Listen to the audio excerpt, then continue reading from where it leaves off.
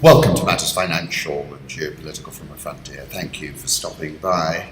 Macro thoughts. I tend to think this is a major dollar breakout in point of fact, and something I touched on the 7th of August when I had a kind of premonition of something like this happening. And I wrote a piece called The End Zone and the Mighty Dollar. And in that, I was saying, I think the rebound will gather strength because just about everyone has been lulled into a sense of security with their short dollar positions. And that the dollar, which has been deep in its end zone, I said, has just thrown a Hail Mary pass, which is set to make up a lot of ground. And I think we've finally seen that start to gain a bit of traction, that rebound. I was talking about US 2-year yields, which are the key driver of this dollar rebound, touched the highest level since October 31st, 2008. That's 1.47%, Charlie Bilello. And the Trump trade is being reflated again. Treasury yields are up. Most watch the 10-year, but this move up in the 30-year looks to be the bigger deal, says David Inglis, and both of those, of course, supporting this sharp upward revision in the dollar. Home thoughts. My middle daughter, Layla, is eerily and emotionally intelligent in a kind of luminescent way. She will radio into me across a busy room and she will immediately know my mood, my perspective, my everything. Occasionally, I try and find myself trying to interfere with her uncanny antennae. Layla can tell me the state of somebody else's marriage at 1,000 paces, blindfolded. The thing she also has is the coolest room in the house, until 12 or a little later at night, which is when the wind changes. A crisp wind blows off the slopes of Mount Kenya and into her room. And I find that within a day or two after her departure for university, I'm back in her room. The house, however, is so quiet again without the two older girls. This is a photograph of Layla and myself swimming in the Gare Dare forest in Lower, where Hannah went last week and enjoyed herself. And this is a photograph of Layla when she was much younger at the top of Mount Kenya when she was at Kent. I said to both Aisha and Layla, I expect a note, a message, something every day. And Layla messaged me yesterday and said, I liked that Hafiz poem, and I said, so do I. That poem being a suspended blue ocean. The sky is a suspended blue ocean. The stars are the fish that swim. The planets are the white whales I sometimes hitch a ride on. And the sun and all light have forever fused themselves into my heart and upon my skin. There is only one rule on this wild playground. For every sign Hafiz has ever seen reads the same. They all say, have fun, my dear, have fun in the beloved's divine game. And on that point about Layla's antennae, go back to Don DeLillo, somehow we were picking up signals from radio programs of 40, 50, 60 years ago. We have a deviate tomahawk, we copy, there's a voice, we have gross oscillation here, there's some interference. I've gone redundant, but I'm not sure it's helping. We're clearing an outframe to locate the source. Thank you, Colorado. It is probably just selective noise, your negative red on the step function quad. It was a voice, I told them. We've just received an affirm on selective noise. We will correct Tomahawk. In the meantime, advise you to stay redundant. And I love this piece. The voice, in contrast to Colorado's metallic pigeon, is a mélange of repartee, laughter, song, with a quality, purest, sweetest sadness.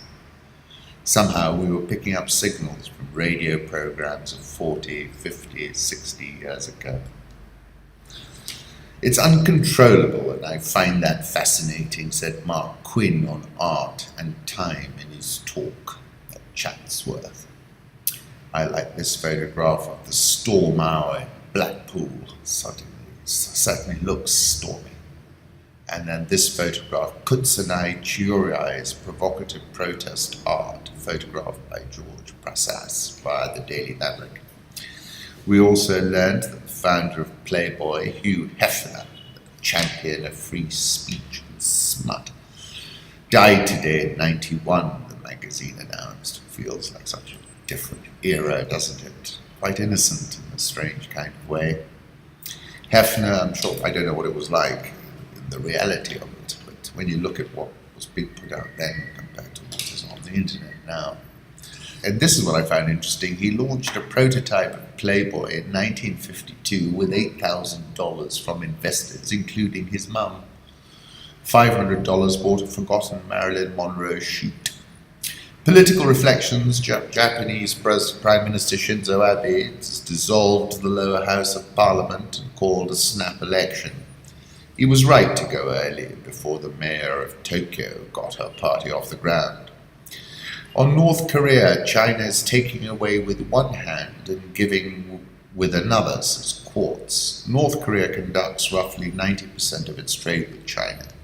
So when the Chinese Customs Agency released its August trade data earlier this week, people looked closely for signs of how much pressure Beijing is really applying on Pyongyang, following the UN's harshest ever economic sanctions on the rogue regime. The official data show that China's trade with North Korea jumped in August to its highest level since December. A closer look at the breakdown of the August trade, which was released later on September 26, shows a mixed picture of the bilateral relationship. The main takeaway, while China certainly appears to be limiting trade of some products with its troublesome neighbor, it's also trying to keep the regime afloat, as it's simply not going to allow chaos on its doorstep. Things are very different when it comes to food. China's corn shipments to North Korea surged 4,600% in August from a year earlier, with almost all of its corn exports going to North Korea. And wheat exports jumped more than 50 times in the same period. And I wrote a piece in September, 18th of September, when I said it's unlikely that the West has anything to offer the Chinese that can compensate them for the loss of their hinterland, their buffer, and their instrument of attack. And so one of those myths is that Xi Jinping, with some cajoling, can be made to effect a clean break with Pyongyang. Consider that Pyongyang is a buffer state between China and the US, by that I mean South Korea, and that Pyongyang is in fact a near-perfect geopolitical attack dog. The attack dog is not on a Chinese leash, but it's surely aligned with a resurgent rising China whose aim is to surely eject the US and its allies from what it considers its sphere of influence.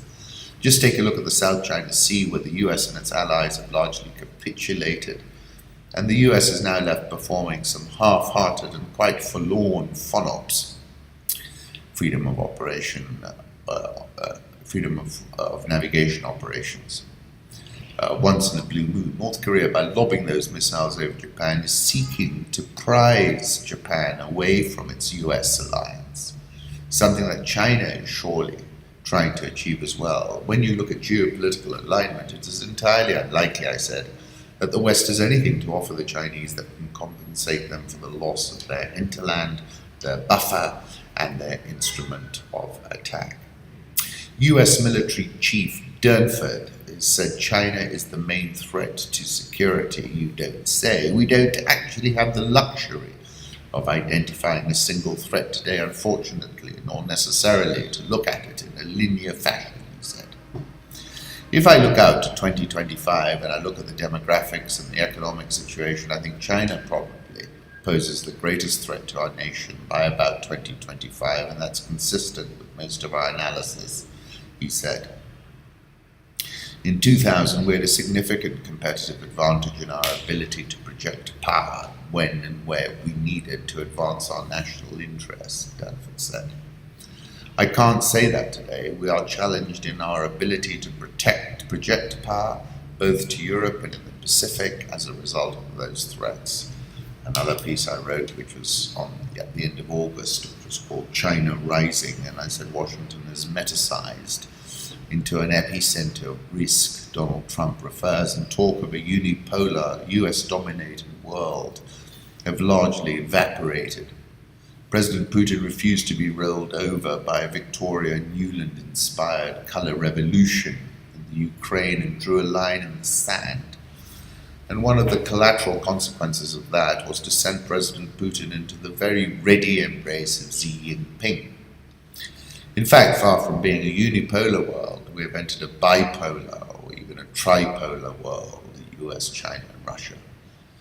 And then I was talking about these timid FONOPs. I said China's established control over the South China Sea, artificial islands, militarized those same artificial islands, mind-boggling geopolitical advance any which way you care to cut it. I was talking about the Gwadar port in Pakistan, the Sri Lankan port they've taken control over, Djibouti. And I said the pivot to Asia, which was supposed to contain China, is dead in the water, and China has sprung that trap. Airlines have begun suspending flights into Kurdistan after warnings from Baghdad, and I think that's also what's lifted the price of oil this morning. Because Erdogan, I'm sure, will be one of the first to turn off that tap. Spain signals Catalonia's president is set to be ousted if independence referendum is held. And I think this, more than Merkel's very Pyrrhic victory, has led to weakness in the euro. I think they got momentum. Puigdemont, for his part, has said he's ready to go to jail if that's what's required to win independence for Spain's largest regional economy. The Daily Mirror has supported Labour in every election since 1945. Their party is the social event of the conference of Jeremy Corbyn, who I'm certain will be the next Prime Minister. Notwithstanding a very slow approach to Brexit. Brexit's moved and these politicians are not moving. I mean, it's quite incredible. The key reason why the EU 27 is in no rush to give Theresa May a transition deal she proposed in Florence is from Ian Katz, absolutely correct. The Bloomberg dollar spot index climbed 0.2% to a two-month high as the dollar extended gains against all its major peers. Index advanced 0.6% in the previous session. You remember that level I've been talking about, 93.50 for the dollar index. We crossed that, so that's a bullish confirmation as well. And it's, I think, about bond yields and about a tax break, a tax cut, and we've got the reflation trade back on. Let's move on to currency markets. Euro dollar, well, that's improved from levels of about 117.25 this morning to 117.67. Dollar index above 93.50. Japanese yen, where are we on that? We were above 113 a moment ago, 112.73. Swissy 0.9742. Pound, what's that doing? 133.70. Remember, we topped 136 not too long ago.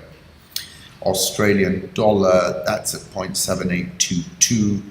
India rupee 65.875. South Korean won 11.4831. The Rial 3.1930, and the Rand 13.6153. The Rand actually, has just fallen consistently for the last few sessions. Dollar index, I think this is a major dollar breakout signal. 93.50 was the key level as far as I was concerned. Euro dollar, way off those 121 levels, now currently at 117.67. I think we're going down to 114.50. Gold, last trading at 12.84. This is a chart from Triple Leverage. If we get a very dynamic dollar bull move, gold is going to go to 12.50. WTI, as I was saying, has had a very strong session today, up over 1%. My target, which I changed, and it's mea culpa because I didn't see this rally, it sort of crept up on me, is $55 now for WTI. Morgan Stanley sees India's Sensex index topping 100,000 in 10 years.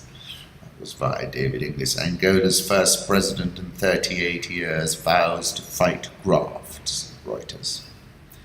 Rebels in eastern Congo advanced to the outskirts of the city of Uvira near the Burundi border on Wednesday, residents said.